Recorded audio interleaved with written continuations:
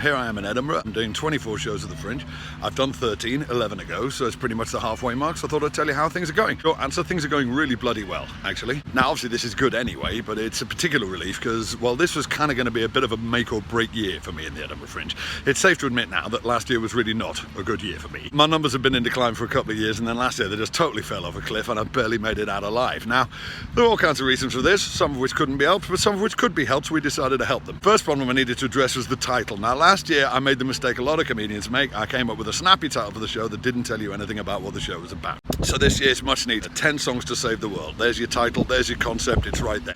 Second thing we changed is the venue. This year I'm in the underbelly Bristol Square. It's specifically in a little room called the Jersey Room, which is underneath the McEwen Hall, which oddly enough is the building I graduated in at Edinburgh University back in 1992. And I'm quite enjoying that feeling of being in the middle of things, and I'm sure it helps with things like, you know, passing trade and walk up. Something else I'm doing this year, perhaps a little controversially, is running Facebook ads. Now, as I'm sure you know, there's been much discussion about the use, and some would say abuse, of Facebook advertising in the pursuit of political objectives, both here and overseas. With some people still a bit skeptical about this and still not convinced it's really a thing.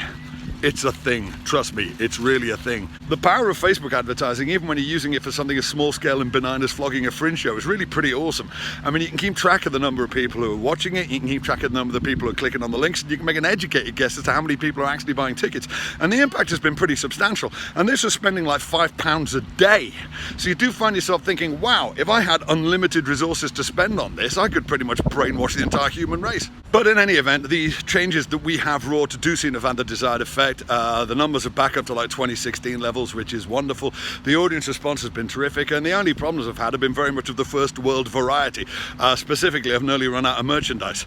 Last year I made far too much merchandise and barely got rid of half of it. So this year, if anything, I was far too conservative, and the merchandise that I've commissioned I've almost got rid of, and we've still got a week and a half to go. But I have ordered replacements, so there will still be merchandise in week 3, worry not. Anyway, it only really remains for me to say thank you very much for those of you who've been already. Looking forward to seeing those of you who have yet to come.